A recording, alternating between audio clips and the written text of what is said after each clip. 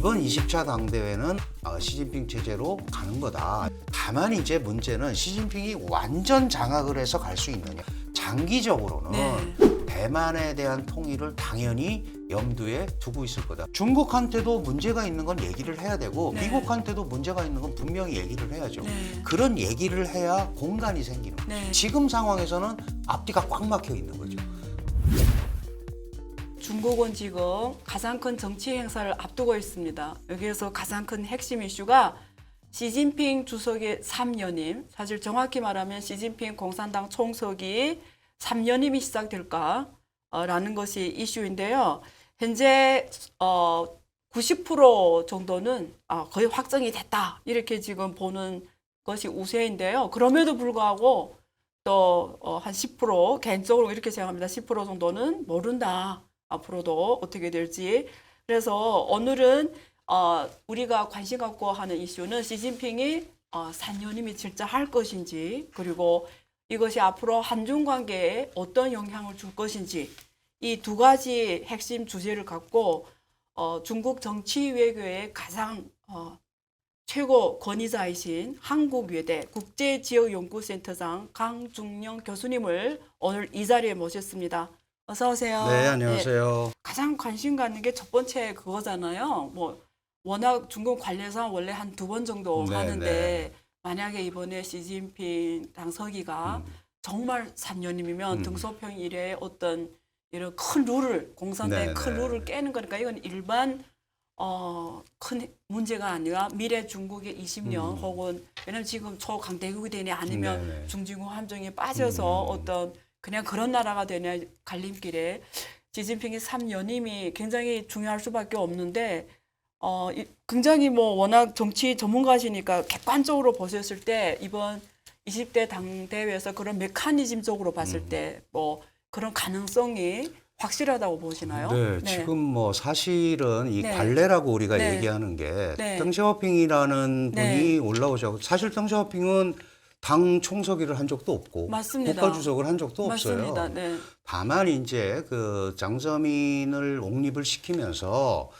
그 장저민의 옹립은 천안문 사태 때문에 벌어진 일이고요. 그다음에 덩 샤오핑의 복권은 문화대혁명이 끝나서 잔국을 수습을 하는 게 이어졌단 말이죠. 그래서 중국이 왜 이렇게 혼란에 빠졌을까를 생각을 해보면 이거는 마오쩌둥에 대한 개인 숭배라든지 권력의 과도한 집중 때문에 그렇다. 그래서 상무위원들이 책임을 지는 제도를 만들어야겠다. 그래서 상무위원 중심의 시스템을 운영을 하기 시작을 한 겁니다. 장저민 때부터. 그래서 장저민은 1989년에 됐지만 1992년, 97년 뭐 이렇게 쭉 올라오면서 그래서 사실 장저민은 13년을 했어요. 맞아요. 실제로. 후진타오 때도. 후진타오가 그다음에 2번 10년을 맞습니다. 했고 그리고 시진핑이 10년을 해서 이제 30여 년의 관례가 됐는데 문제는 대개 이렇게 할 때 다음 두 번째 당대회에서는 그 다음에 당 총서기를 할 사람들을 지명을 해서 대강 훈련을 시키는데 지난 19차 당대회 때 안 했단 말이죠. 그러니까 한 번 더 또는 그 이상을 할 생각도 갖고 있나 보다라고 많은 사람들이 생각을 했었고 이 관례라는 거는 원래 깨지기 마련이지만 중국의 전반적인 흐름을 보면 사실은 그 마오쩌둥은 40몇 년을 했고요. 덩 샤오핑은 실제 권좌에 있지 않으면서도 몇십 년을 권력 18년, 20년을 권력을 행사를 했단 말이죠.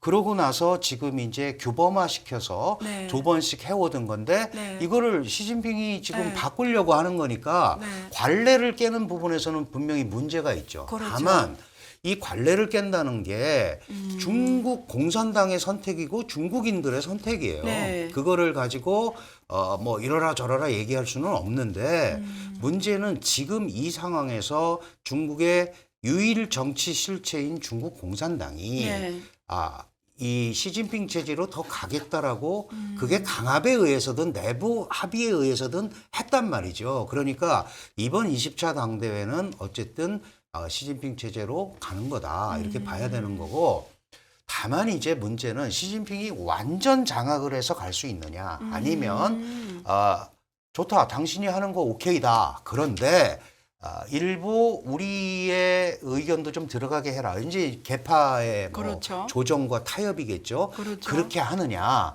이거의 차이는 있지만 전체적으로는 지금 후계자 지명도 안 한 상태에서 지금 새로운 사람이 할 사람도 없잖아요. 네. 중국은 대혼란에 빠지게 돼 있다. 그렇겠죠. 그러면 우리 예를 들어서 이제 보통 자유민주 뭐 선거를 통해서 바꾸고 이런 국가들의 개념으로 보면 문제가 생기면 그 다음에 할 수 있는 방법들이 있어요. 네. 근데 중국은 잘못하면 네. 그동안 쌓아왔던 것들이 대단한 혼란에 빠질 수 있다.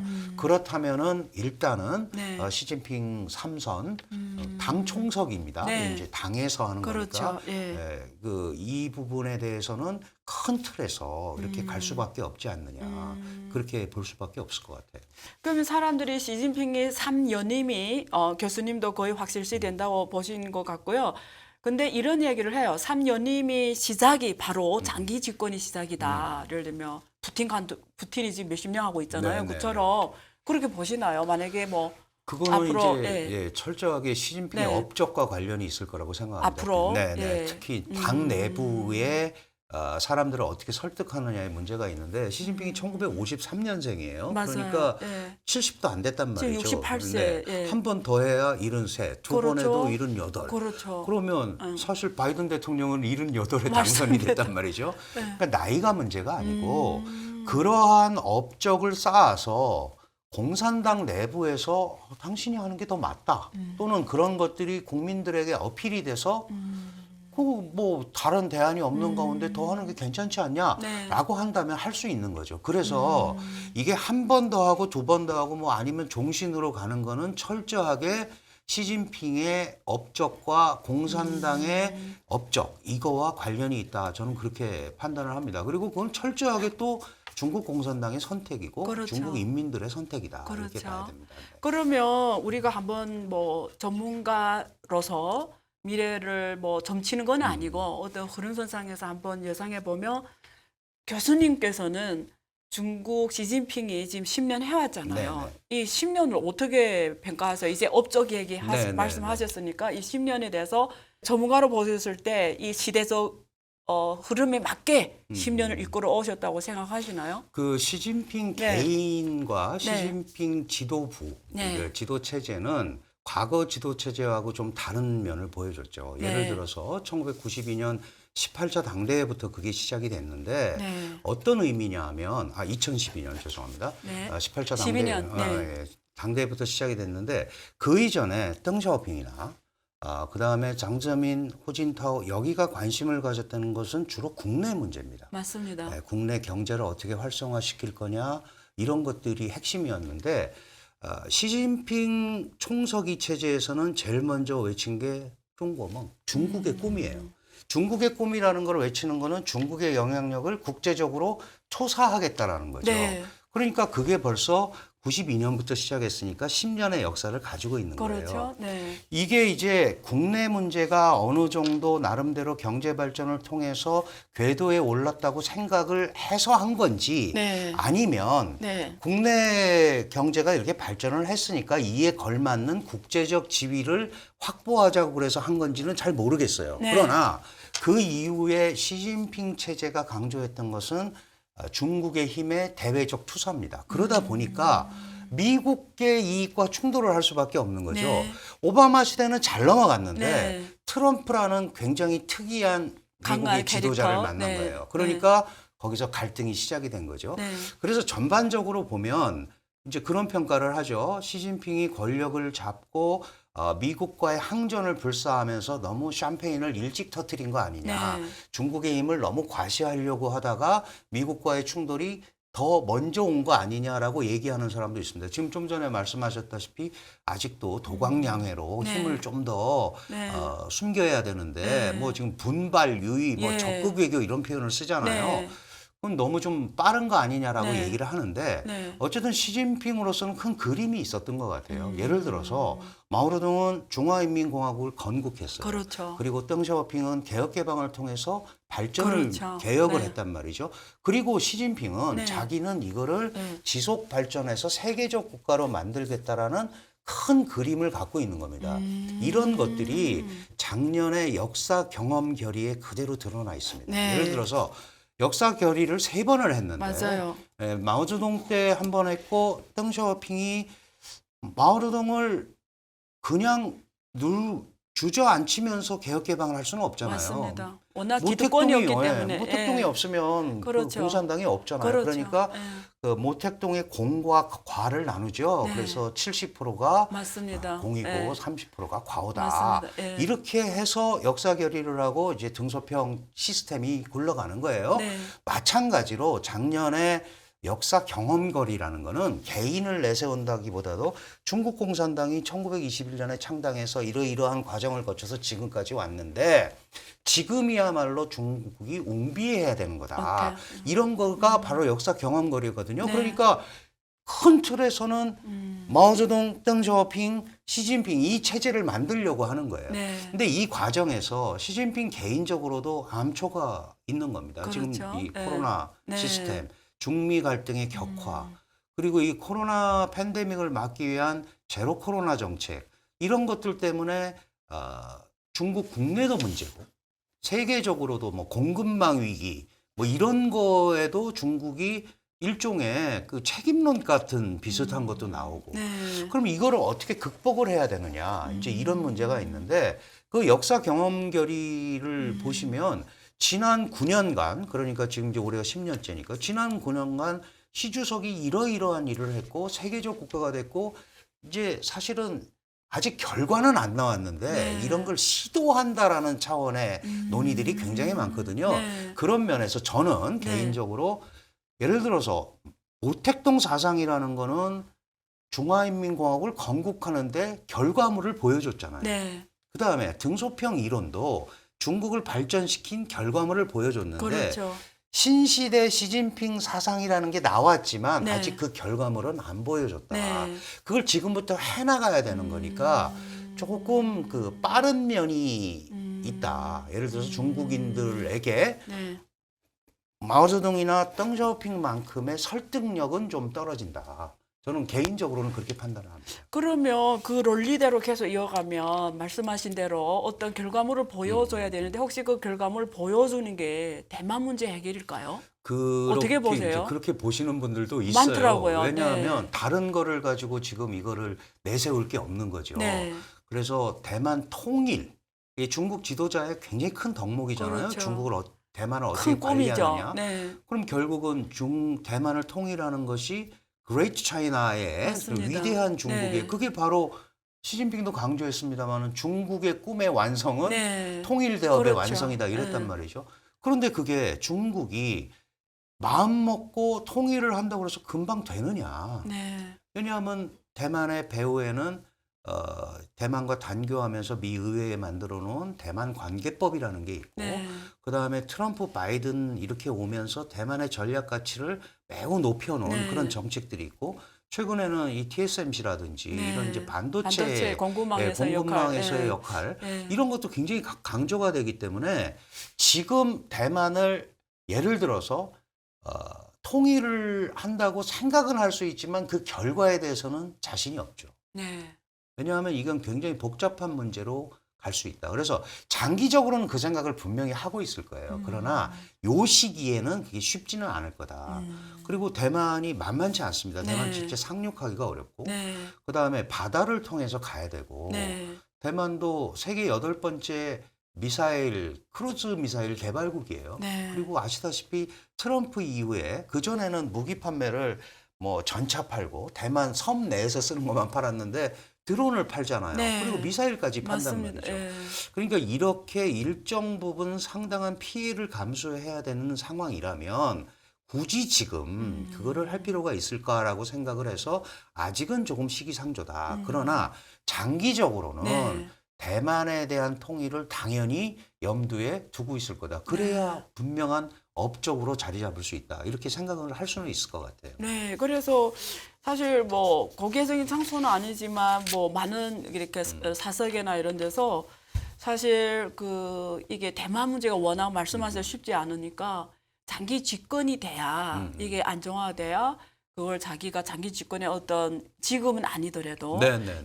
이 시진핑이 결국은 대만 문제를 해결하는 걸 자기 개인적 꿈뿐만 아니라 중화민 민족의 사명으로 생각해서 그 집권 기반을 만들기 위해서 지금 3년이 및 이렇게 한다라고 말하는 사람들이 굉장히 많아요. 그렇습니다. 그래서 네네. 앞으로 20년이 거뜬하게 장기 연임 가능한 상황에서 20년 사이에 이런 뭐 전쟁이 지금 러시아 우크라이나 하고 있지만 비슷한 일이 벌어질 거다 이렇게 이야기하는 사람들이 네. 많고 실제로 대만의 기업 들어갔던 외자 기업도 혹은 대만의 기업까지 불안을 느끼는 게 네네. 나중에 하면 너무 늦지 않아. 이제 좀 대만에 집중됐던 걸 공급망이나 이런 투자를 슬슬슬슬 좀 이렇게 다른 북미라든지 이런 데 옮겨가서 플랜 B를 갖고 있지. 이런 불안감은 분명히 기업인들은 갖고 그렇습니다. 있어요. 예, 그래서 맞습니다. 3년님이 되게 관심 갖는 것 같은데 어쨌든 지금 교수님 말씀을 들어보니까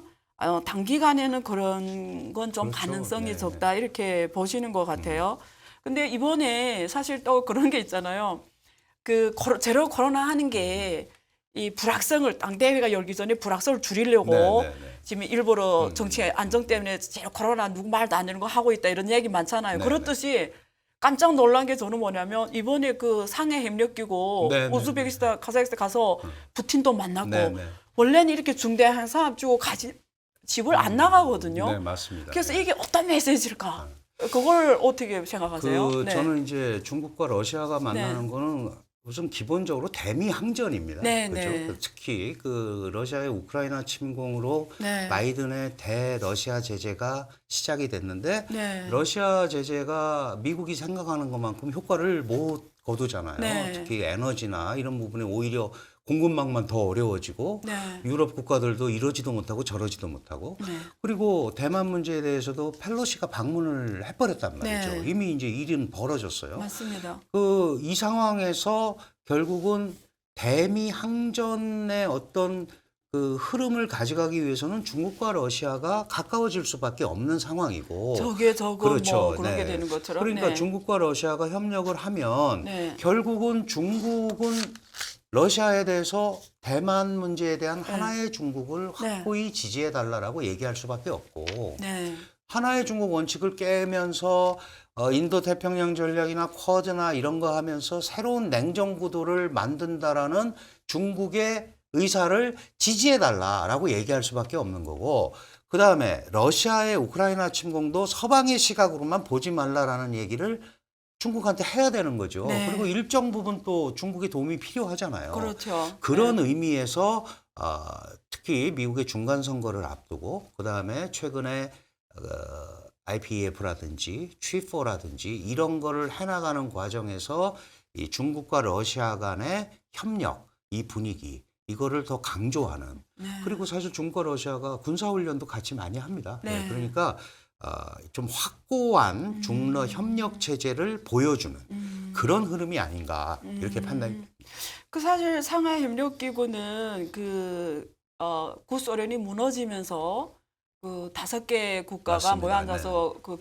국경선을 만들기 위해서 짱저면 시대에 그때 그렇습니다. 96년 4월 26일에 만들어진 조직기구인데 사실 이거는 나토하고 달리 나토는 어떤 특정 국가를 지역으로 규정해서 만들어진 조직이라고 하면 상하이협력기구는 어떤 그 이후에는 경제협력이나 이런 교육, 문화 그렇습니다. 이런 협력에 더 방점을 맞췄는데 지금 워낙 미국이 중국에 대해서 많은 제재를 하고 있고 또 러시아 우크라이나 전에 대해서 러시아에 대해서 엄청난 제재를 하면서 이번에 지금 보니까 상하이협력국 5개 5몹이었다가 거기 우즈베키스탄 들어가면서 네. 6 국가인데 이번에 16개로 맞습니다. 확장이 네, 네. 되고 있는 상황을 봐서는 반미 정선에 있는 국가는 다 들어가는 것 같아요. 그런데 그렇습니다. 문제는 이 네. 안에 인도도 지금 네, 네. 들어가고 이러니까 굉장히 이게 도대체 앞으로 어떤 기구로서 그래서 혹자는 원래는 군사 쪽이 아니었는데 이 흐름상 대세상 말씀하신 것처럼 러시아하고 중국 전략적으로 같이 갈 수 있는 상황에서 이게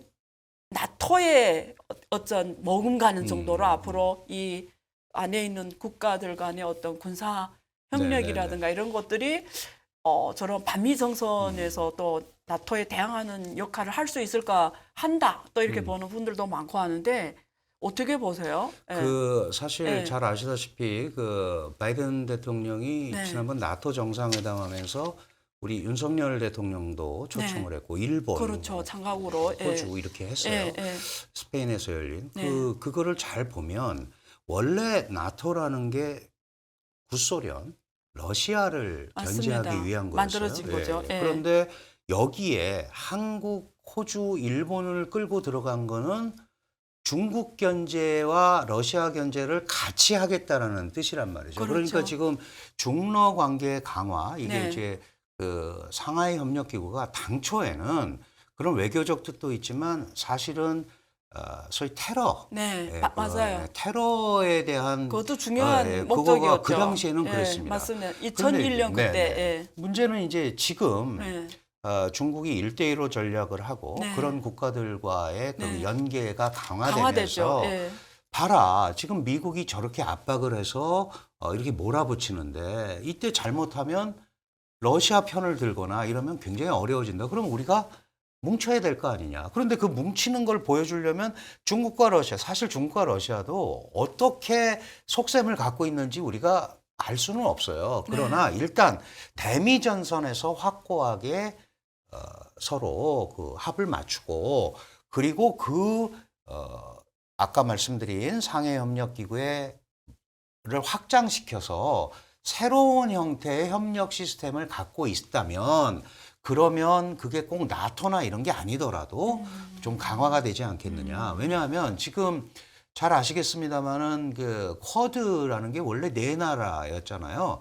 근데 쿼드만 가지고 군사 안보적으로 어려우니까 영국까지 들어온 영국, 네. 호주, 미국의 오커스가 네. 그 맞아요. 소위 안보 동맹이 네. 시작이 됐단 말이죠. 그러면 유럽도 지금 아시아로 끌고 들어오는 거예요. 네. 그런 의미에서 네. 중국도 유럽이나 중앙아시아 국가들을 규합을 해서 소위 우군 만들기, 네. 자기 편 만들기를 하는 네. 그런 흐름 속에 지금 전 세계가 네. 노출돼 있다 이렇게 보면 될 것 같습니다. 그러면 지금 중국의 그 20대 큰 정치 행사를 놔둘 만큼 음. 그러면 어떻게 보면 이젠 자기는 확정이 됐으니까 뭐 걱정 없이 그 떠난 걸까요? 아니면 3년이면 안 돼서 저는 어차피 안 될 건데 뭐 한번 나가보는 건지 아까 뭐 저는- 흐름선상에 보면 네. 전자일 것 같은데 네, 저는 이제 네. 기본적으로 전자라고 생각을 합니다. 왜 전자라고 생각을 하냐면 사실은 그 8월 초에 네. 항상 중국에서는 북대화 중간에 회의, 예. 북대화 회의가 열리잖아요. 네. 그게 사실 이번에 펠로시 방문 때문에 그냥 지나갔어요. 맞아요. 예, 그런데 저는 이 베이다야허 회의에서 기본적인 틀은 다 완성이 됐을 거고 이미 작년에 북대화 회의, 그다음에 올해 회의 뭐 이런 데서도 다 기본적인 틀이 완성이 됐을 거기 때문에 그래서 우리 생각보다 빨리 지금 여는 겁니다. 10월 16일이면. 맞아요. 왜냐하면 많은 사람들이 미국의 중간선거가 11월 8일이니까 그거 지켜보고 하지 않을까라고 예상한 사람들도 있어요. 그런데 맞습니다. 그거보다 거의 네. 3주가 빨리 열린다는 거는 나름대로 내부 정리가 됐다. 내부 정리가 됐으니까 또 저렇게 그 푸틴과의 네. 공조체제 협력을 하는 거 아닌가. 그래서 네. 일단은 3년임 전선까지는 어쨌든 나름대로 정리가 된 게 아닌가 이렇게 판단을 해볼 수 있습니다. 아, 네. 어쨌든 시진핑이 3년임이 되고 뭐 어떤 뭐 이런 체제가 마련되면 앞으로 이렇게 이런 안보적인 문제가 한국에 있어서 특히 시진핑이 3년임이 미국과의 갈등 국면이 앞으로 더 커지면 커졌지 작아지지는 않고 특히 지금 이제는 유럽도 이제는 저는 가만히 있지 않겠다. 중국에 대해서 제재 강화하겠다 막 이런 또 하는 그렇습니다. 상황에서 한국에 미칠 영향 어떻게 앞으로 한국의 지혜로운 선택 전략 저는 어떻게 이제 이게 뭐 어제 오늘 일이 아닌데요. 맞습니다. 이게 예. 이제 한국이 굉장히 사안별로 네. 접근을 할 수밖에 없다. 특히 네. 사드 문제 같은 경우가 네. 대표적인 건데요. 그게 출발점은 어쨌든 북한 핵 때문에 생긴 거예요. 그죠? 네. 그게 원래 주한미군 사령관이 2014년에 북한이 핵실험하고 미사일 개발하니까 한국에 와 있는 미국 시민권자 30만 명이 위험하다. 그래서 미군 기지에 사드를 배치해야겠다. 이렇게 얘기했던 거예요. 네. 그런데 이제 우리 정부에서는 중국이 그걸 알고 사드 배치한다니까 우리는 쓰리 노 그랬단 말이죠. 네. 들은 적도 없고 네. 협의한 적도 없고 이러다가 네. 갑자기 북한의 핵위협 때문에 2016년에 박근혜 대통령이 배치한다고 그랬단 맞습니다. 말이죠. 자, 그 이후에 북핵 문제를 둘러싸고 복잡했는데 문재인 정부는 이걸 좀 북한과의 소통을 통해서 풀어보려고 그랬는데 결과적으로는 실패했단 네. 말이죠. 그래서 북한은 핵 보유국이 됐고 ICBM을 갖고 있는 실질적인 네. 핵 보유국이 됐다. 그러면 본질로 돌아가자는 거죠. 네. 본질로. 네. 그러면 북핵 문제가 방향을 잡기 전에는 한미 동맹 안보 문제에 대해서는 우리가 방법이 없다라는 얘기를 분명히 해야 됩니다. 네. 다만 IPEF라든가 네. G4 여기에 대해서는 사실은 더 뭐 잘 아시겠지만은 지금 반도체 구조라는 게 그렇잖아요. 미국의 장비, 일본의 소재 부품, 그다음에 한국과 대만의 제조 기술로 이루어졌단 말이죠. 네. 그러면 한국 보고 빠지라 그러면 네. 미국으로부터 장비도 못 얻고 원천 기술도 그렇고 그다음에 일본의 소재 부품도 문제가 생기잖아요. 지금 미국하고 일본은 양자 협의체를 벌써 맞아요. 만들었단 말이죠. 맞아요. 네. 그러면 한국이 빠지고 혹시 미국, 일본, 대만이 움직인다? 이거는 한국한테 지금 버릴 수가 없는 거예요. 네. 전기차 문제도 마찬가지고. 네. 그렇다면 이런 부분은 오히려 중국한테 거기 봐라. 미국, 일본, 대만 다 너희랑 비우호적인데 그나마 한국은 그중에 제일 네. 당신들하고 호의적이지 않냐. 오히려 네. 우리를 통해서 이 공급망 문제에 대해서 당신들의 의견을 얘기해라. 이렇게 가는 게 훨씬 저는 더 지혜롭네요. 현명한 선택이다. 다른 것도 마찬가지입니다. 그리고 전기차 배터리도 똑같아요. 우리가 중국에서 물론 이제 SK나 그 LG 배터리 공장에서 오지만 거기가 중국 광물을 70% 써서 만든 한국 기업에서 공장에서 만든 배터리를 전량 수입해가지고 여기서 조립해서 미국에다 파는 거잖아요. 네. 그걸 어떻게 포기합니까? 네. 그래서 이거는 분명히 사안별로 접근을 해야 된다. 문제는 이게 어느 한쪽으로 올인해서 해결이 된다 그러면 하면 돼요. 네. 아니야, 나 미국 편 할래. 무조건 아니야, 할래, 뭐. 네. 나는 그냥 중국 편 할래. 네. 이러면 해결이 되는데 그렇게 해서 해결이 안 되잖아요. 네. 그렇다면 사안별로. 그래서 중국한테도 문제가 있는 건 얘기를 해야 되고 네. 미국한테도 문제가 있는 건 분명히 얘기를 해야죠. 네. 그런 얘기를 해야 공간이 생기는 거죠. 네. 예를 들어서 한국은 왜 미국 편만 들어? 그럴 때 아니다. 우리가 피해를 보는 부분에 대해서는 미국한테 분명히 의사를 전달한다. 다만 한국의 안전보장과 관계되는 군사안보 문제는 지금으로서는 방법이 없다. 그리고 미국은 한국의 유일한 동맹국가다. 유일 동맹국입니다. 어쨌든 그거는 당연히 우리의 재산인 거예요. 그거를 다른 이유로 차버릴 이유는 하나도 없죠. 네. 그러니까 당연히 그걸 중심으로 가되 이 부분에서 공간을 만들려면 진짜 북한 핵 문제가 저는 뭐 비핵화가 한 번에 될 거라고 절대 생각하지 않습니다. 네. 그럴 리도 없고 다만 방향을 잡고 가야 되는데 중국이 역할을 해준다면 그렇다면 그런 게 대폭 감소돼서 사드의 효용성도 상대적으로 좀 덜하다라든지 이런 공간이 나올 수 있는데 지금 상황에서는 앞뒤가 꽉 막혀 있는 거죠. 그런데 거기다 대고 계속 사드를 뭐 적절한 처리를 원한다. 우리로서는 방법이 없는 겁니다. 그 대신에 이런 이제 경제 문제, 특히 IPEF 같은 경우는 RCEP 회원국과 CPTPP 회원국이 11개 나라가 같이 들어가 있는데 우리가 느끼는 감정은 왜 한국한테만 그래? 네. 이렇게 느껴진단 네. 말이죠. 그런 것도 중국이 사실은 이제 물론 전략적으로 한국이 중요하기 때문에 그런 건데 그런 부분도 서로 소통을 해야 됩니다. 일방적으로 압박을 해갖고는 해결이 안 되는 겁니다. 그러니까 이런 부분에 대해서는 저는 설득의 문제지 이게 선택의 문제가 아니다. 네. 설명을 하고 새로운 기준점을 만드는 방법밖에 없다라고 저는 생각을 합니다. 오늘 처음 하셨는데 우리 안녕하쇼에서 어떤 느낌 받으셨어요? 사실 사석에서 되게 익숙한데 저 프로그램 좀 사회자라서 이제 뭐 처음 아유, 시작하니까 뭐 좋았습니다. 네. 네. 네. 혹시 그 전에 안 보셨죠? 안녕하쇼를 한 번이라도. 네, 아니 요거 보내주고 나서 봤습니다. 예, 제가. 네, 앞으로 구독과 좋아요 눌러주세요. 알겠습니다. 어쨌든 오늘 이렇게 좋은 말씀을 너무 많이 해줘서 너무 감사하고요. 앞으로 자주 모시겠습니다. 네, 감사합니다. 네, 네. 네. 굉장히 그 요즘에 가장 이슈되는 지금 문제를 다뤘는데요. 시청해주신 여러분 너무 감사하고요. 앞으로도 계속 관심해 주시고 또 많은 의견을 주시고 우리 프로그램 역시 계속 개선해 가면서 이 세상의 흐름을 잘 잇도록 최선을 다하겠습니다. 감사합니다.